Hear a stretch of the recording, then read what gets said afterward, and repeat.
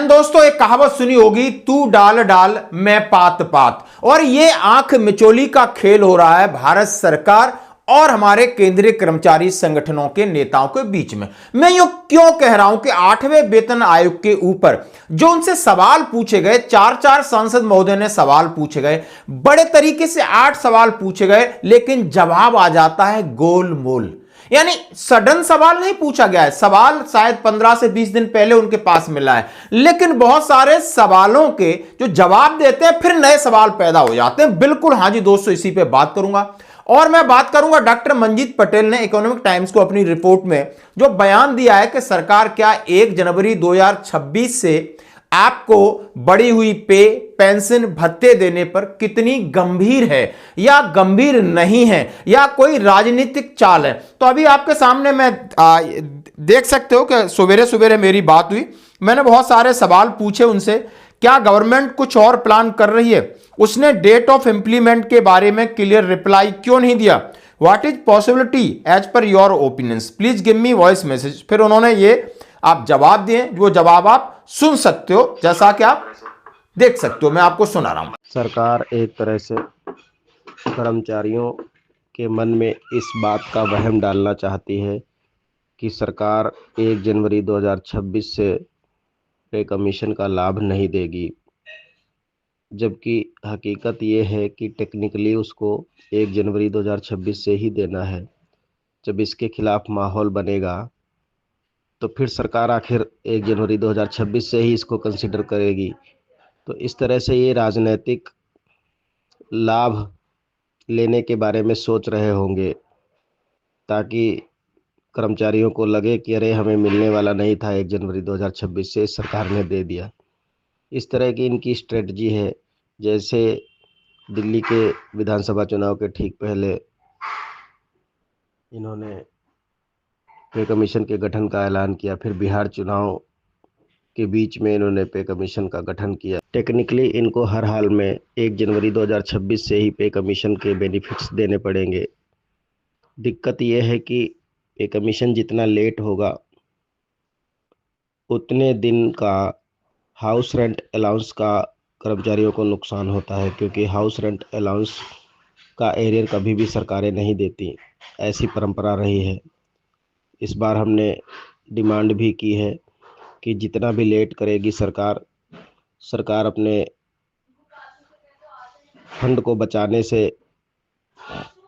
जो स्ट्रेटजी चला रही है उससे फंड उनका बचेगा नहीं, उनको हाउस रेंट अलाउंस का भी एरियर देना पड़ेगा।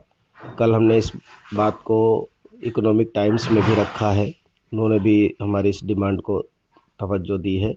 बाकी मीडिया से भी हमारी अपील है कि वो इसको जगह दें कि कर्मचारियों को इस बार पे कमीशन के एरियर में हाउस रेंट अलाउंसेस को भी शामिल किया जाए। उन्होंने सीधा सीधा कहा कि सरकार टेक्निकली गलत नहीं जा सकती, क्योंकि सरकार को चाहिए एडवांटेज। सरकार कोई ना कोई गुगली छोड़ देती है, यानी सरकार इस तरीके का काम कर रही है जैसा कि हम 1 जनवरी 2026 से उन्होंने छुपा लिया, जैसा कि आगे चर्चा करेंगे। अब सरकार सोशल मीडिया पे बहस चल रही है, हम लोग इससे मीटिंग करेंगे, हम लोग उनको जवाब चिट्ठी लिखेंगे, अलग अलग जितने संगठन हैं वो भी एक्टिव हो गए। तो डाल डाल और पात पात, यानी हम डाली पे जाते हैं, सरकार पत्ते पे जाकर बैठ जाती है और नई एक बहस छेड़ देती है। और ये बहस बहुत बड़ी है, क्योंकि 1 जनवरी 2026 से 8वां वेतन लागू है। जैसा कि सरकार की नीति और नियति रही है पिछली कि वो अलाउंसेस तो देते नहीं है, देते हैं तो आपको सिर्फ देते हैं आपकी बढ़ी हुई पे और पेंशन का एरियर। पहली एक गुगली थी कि पेंशनर्स को शामिल किया जाएगा नहीं किया जाएगा, उसको उन्होंने क्लैरिफाई अब पूरी तरीके से कर दिया। अब एक और डाल दिया, अब क्या डाल दिया, 1 जनवरी 2026 से सरकार तय करेगी देगी या नहीं देगी। वित्त राज्य मंत्री ने यह जवाब देकर के कई सवाल खड़े कर दिए, जैसा कि इसके ऊपर वीडियो और बहस हो चुकी है। अब इसका जो निष्कर्ष है, क्या निकाला जा रहा है, और डॉक्टर मंजीत पटेल ने क्या उदाहरण दिया है कि एरियर नहीं, एचआरए भी लेके छोड़ूंगा, अलाउंसेस भी लूंगा, क्योंकि वो डाल डाल और पात पात का खेल है, ये वो पत्ते पे है, तो हम उसके भी एक कदम आगे सोच रहे हैं और लगातार दबाव बना, मतलब एक कहते ना फील्ड बहुत अच्छे से तैयार हो गया है। सरकार बच नहीं सकती इस बार। ये जितने एक्सपर्ट हैं और जितने जो केंद्रीय कर्मचारी संगठन के नेता हैं और पूरी तरीके से एक्टिव हैं दोस्तों। आइए इसी पर बात करते हैं। जैसा कि वित्त राज्य मंत्री पंकज चौधरी के जवाब के बाद क्या हुआ, यानी 8वां केंद्रीय वेतन आयोग पर अपडेट। लोकसभा में सरकार ने लागू होने की तारीख पर जवाब दिया। लागू होने की तारीख पर अनिश्चितता कर्मचारियों के सबसे बड़ी चिंता, यानी आयोग की सिफारिशों के लागू होने के तारीख को लेकर अनिश्चितता बरकरार है। मंत्री ने सदन में बताया कि 8वें केंद्रीय वेतन आयोग के लागू होने की तारीख का निर्णय सरकार द्वारा लिया जाएगा। क्यों भाई, 1 जनवरी 2026 से इफेक्टिव है, तो फिर सरकार निर्णय क्या लेगी? यानी सरकार कहीं ना कहीं कोई पॉलिटिकल माइलेज या एक रूमर क्रिएट कर रही है कि देखो पहले हम नहीं दे रहे थे, अभी आपको दे करके एहसान कर रहे हैं। जैसे मैंने कहा, ये लॉलीपॉप सरकार है, आपको किस तरीके से देगी। इस बयान से उन कयासों पर विराम लग गया है जो कि, यानी अब इस जवाब से कई प्रकार के सवाल खड़े हो गए। आयोग की समय सीमा और दायरा, रिपोर्ट की समय सीमा के बारे में 18 महीने बताया। लाभार्थियों की संख्या बताया कि भाई 50.14 लाख आपके कर्मचारी हैं और 16 लाख पेंशन है। पेंशन भी शामिल होंगे, इसके बारे में भी अच्छे तरीके से बता दिया। फंड के प्रावधान के बारे में भी बता दिया। परामर्श प्रक्रिया, यानी जो नेगोशिएशंस होगा वो आयोग और जितने भी स्टेक होल्डर्स हैं उनके बारे में उन्होंने सीधा सीधा जवाब देते हैं। अभी यही दूसरा एक और अमर उजाला लिखता है सीधा सीधा कि 8वें केंद्रीय वेतन आयोग गठन किया जा चुका है, संदर्भ शर्तें हो गई, लेकिन प्रभावी होने की तिथि निर्धारित सरकार करेगी, और इसके बारे में उन्होंने स्पष्ट जवाब नहीं दिया। और चौधरी ने कार्यान्वयन की तारीख निर्दिष्ट नहीं की, यानी डेट ऑफ इंप्लीमेंटेशन के बारे में नहीं कहा। अब ये जैसा कि हमारे बड़े जिस तरीके से डॉक्टर मंजीत पटेल अपना अभियान चलाते हैं और अपनी बात रखते हैं, रखने का तरीका और बड़े ऑथेंटिकेटेड वे में रखते हैं। आइए अब इनका आप ऑडियो जैसा आपने सुना होगा, अब इनकी जो इकोनॉमिक टाइम्स में जिन्होंने अपना इंटरव्यू दिया है और कहा है कि हम छोटी छोटी चीजों को कहीं नजरअंदाज करते हैं, लेकिन सरकार उसमें करोड़ों का अपना बजट बचा लेती है। जिस तरीके से उदाहरण दिया कि 1 जनवरी 2026 से जो सरकार कर रही है वो एक पॉलिटिकली एक गेम है, जैसा कि हमेशा कहीं ना कहीं एक एडवांटेज लेती है। जब 8वां वेतन आयोग की चर्चा चल रही थी, लागू होगा या नहीं होगा, उन्होंने बोला कोई पे रिव्यू कमेटी बैठी जाएगी, जरूरी नहीं है। तमाम ऐसे आशंकाएं या संभावनाओं का दौर चलने लगा, और दिल्ली से चुनाव से पहले जहां उम्मीद की जाती बजट सेशन में होगा, लेकिन 16 जनवरी को घोषणा कर दी।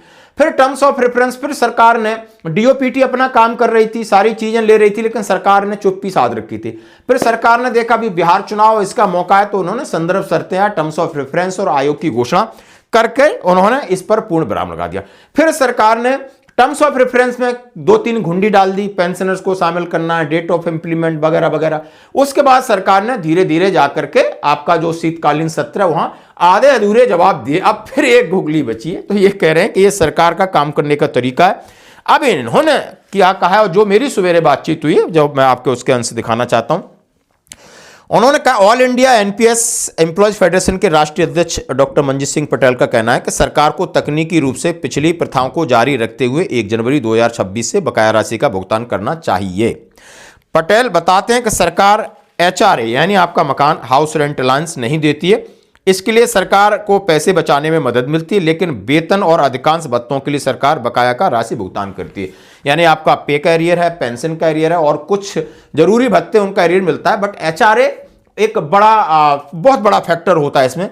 पटेल ने कहा, कर्मचारी संघ लंबे समय से मांग कर रहे हैं कि सरकार एचआरए का भी बकाया दे, लेकिन इस तरीके से उन्होंने एक एग्जाम्पल हमारे आपके सामने पेश किया।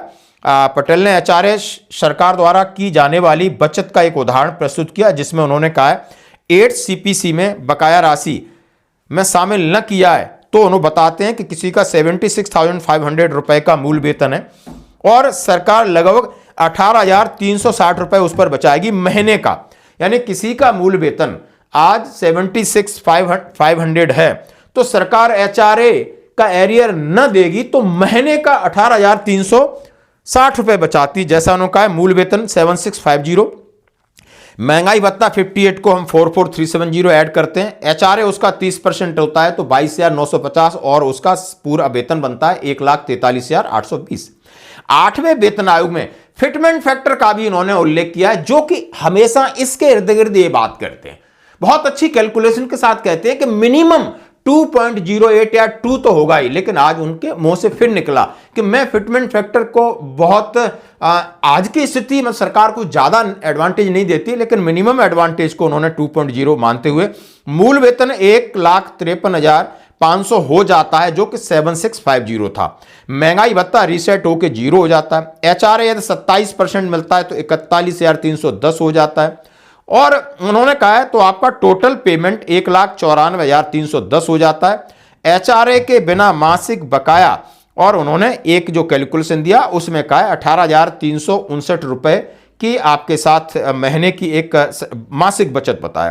तो अब ये तरीके उन्होंने बताया, तो वहां पर आप कितना पैसा होगा, कितने कर्मचारी आप देख सकते हो, यानी एचआरए मिलता है लगभग, उन्होंने बताया 50,000 आपके कर्मचारी, 50 लाख कर्मचारी हैं, तो उनका एचआरए सरकार रखेगी। कुछ और अलाउंसेशन जो सरकार रख लेती है, जब उनका डेट ऑफ इंप्लीमेंट होता है उस समय से आपको एचआरए वगैरह देती है, ये बात सत्य है। लेकिन और कुछ कर्मचारी पेंशन भोगी संगठनों में इस बात की आशंका है कि आर्थिक परिस्थितियां अनुकूल नहीं हैं, अर्थव्यवस्था में मंदी है, तो सरकार बकाया राशि के भुगतान की तारीख में देरी कर सकती है।